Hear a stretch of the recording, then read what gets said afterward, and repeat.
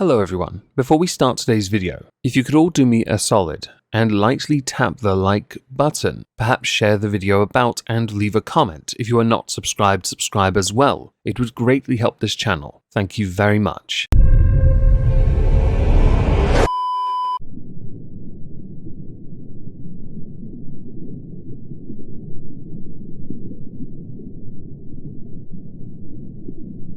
Well, isn't this just fantastic?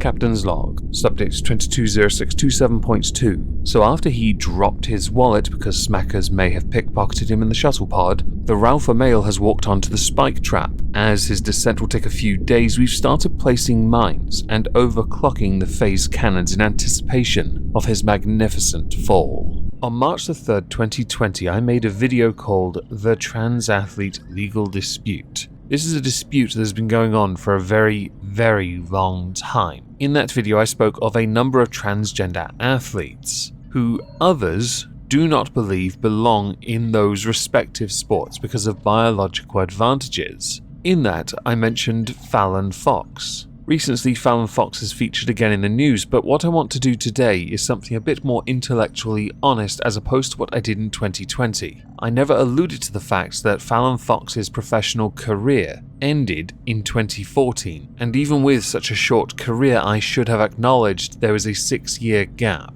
At the same time, Fallon Fox, as a openly transgender mixed martial artist, did manage to accomplish something during that time and created enough division that to this day, those apparent 15 minutes of fame are still present, and Fallon Fox by extension is still a debated topic when it comes to the discussion of whether or not transgender athletes should be allowed to compete in the category for the gender they identify with. Many governing bodies are now starting to come out and say no, because there's an obvious advantage here. I have on BitChute discussed Laurel Hubbard, because I couldn't put it on this channel, the weightlifter, now retired of course. We have discussed cyclists, who have also since been banned from competing in the category for the gender they identify with. Many people believe if you allow a transgender athlete to compete in that category, the one they identify with gender-wise, you are taking away spots from women, which has led to the question which has been memed to high heaven: what is a woman? It's an ongoing one, it's going to take some time. But as all of that segues away from Fallon Fox for today, I want to go back, all the way back to 2012, May 17th, in Wally, Idaho. Fallon Fox knocked out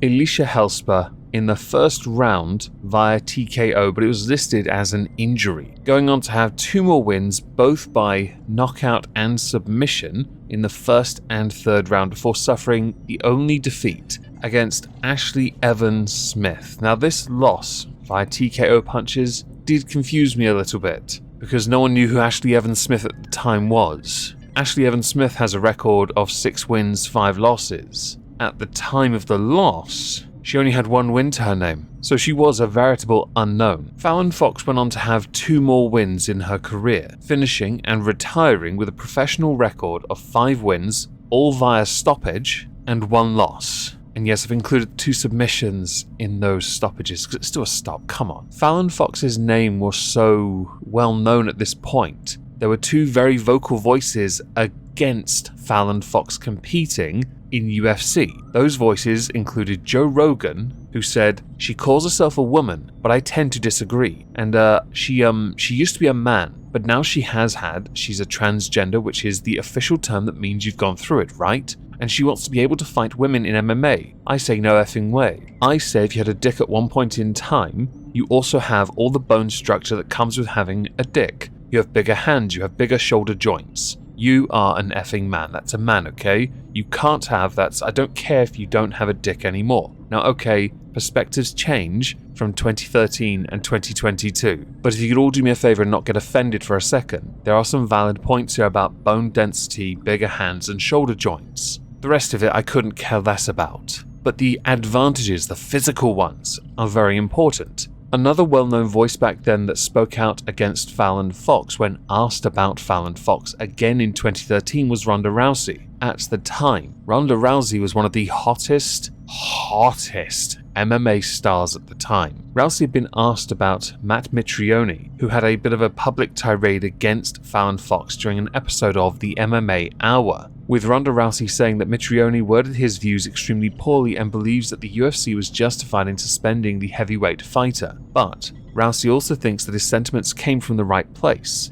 In Ronda's opinion, Mitrione believes Fox is still a man who wants to beat up women for a living, being quoted as saying, "I understand the UFC doesn't want to be associated with views like that. I'm also glad they didn't straight cut him," further pointing out that the UFC has no place for Fallon Fox, saying it's not something that happened to Fallon Fox. It was a decision she made. She would be aware in her career after that it's going to be an arduous path. I don't know why she's surprised by that. It's going to draw a lot of emotions. What if she became UFC champion and we had a transgender women's champion? It is a very socially difficult situation. Yes, because on one hand, you have people that say, "You go girl," and on the other you say, "In her last fight she fractured her opponent's skull." Her last opponent is Tamika Brents, and Tamika Brents actually spoke about this after that fight. Fallon Fox believed that she was doing the world a favor because I think she had called Tamika Brents a transphobe. Tamika Brent said, "I fought a lot of women and never felt the strength that I felt in a fight as I did today. I can't answer whether it's because she was born a man or not, because I'm not a doctor. What I can is that I've never felt so overpowered in my life, and I am an abnormally strong female. I still disagree with Fox fighting. She can pursue any career, but when it comes to a combat sport, I think it just isn't fair." In mixed martial arts, fighters will get injured all the time, and some of those injuries are severe because of the nature of the sport itself. But in the context of Fallon Fox and Tamika Brents, many people believed that at the time, Fallon Fox possessed a physical advantage along with a vast size difference over Tamika.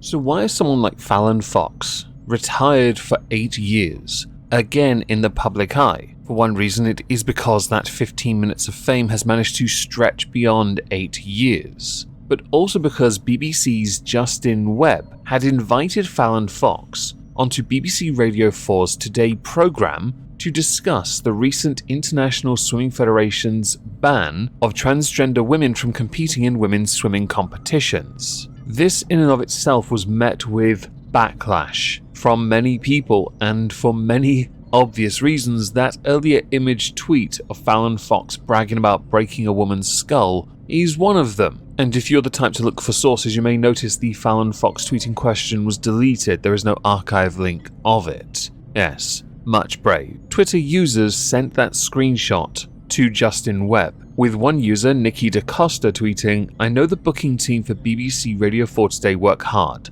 but this is a concern. At the very least, interviewers like Justin Webb need to know so they can ask questions highly relevant to discussions of fairness in women's sport." Accompanying it is a retweet of Fair Play for Women, blue check mark, which has the image of Fallon Fox's tweet. Justin Webb had replied to Nikki by saying, "I think you're right, Nikki. I had no idea, and frankly I'm one of the better informed on this subject. And the producers didn't either. We need to tackle these issues fairly, but not from the everyone calm down perspective that fails to note who is violent and who is not." The Daily Mail had pounced on this and wrote an article titled "Radio 4 host Justin Webb admits he had no idea transgender athlete he interviewed about sport rule changes once boasted about knocking out women," as listeners compare it to asking what Jack the Ripper thinks about street safety, which I think is quite the funny comparison, but it is a false equivalence, please don't make them. Fallon Fox actually saw this though, and tweeted out an image of the article from the Daily Mail with the following: "I stand by my statement.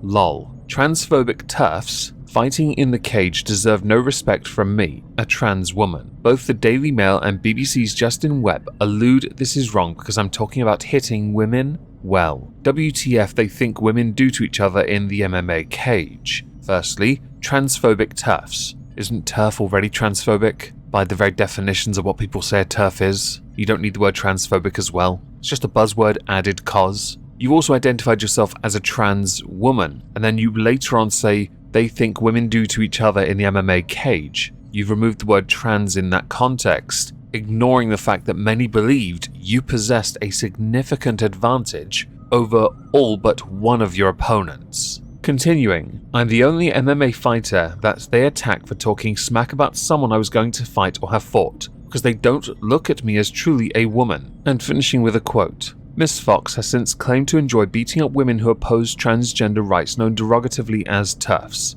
End quote. You bet. And why wouldn't I when we both signed a contract to beat each other up? I suppose I should have been depressed about the prospect of doing my job. Quick thing, talking smack is a part of the event. It bigs it up and gets more people interested. So there is a valid point there. Now just as the final thing, because this tickled me to no end, it was pointed out by one of my mods last night. There was an article that had been archived before, and the title has since changed. So from October 21st, 2018, transgender MMA fighter breaks skull of a female opponent. Are we becoming too careful not to offend any group of people? Question mark. Updated, Fallon Fox transgender MMA fighter who broke the skull of her opponent. I wonder why that title changed. The noggin joggin', right? Fascinating.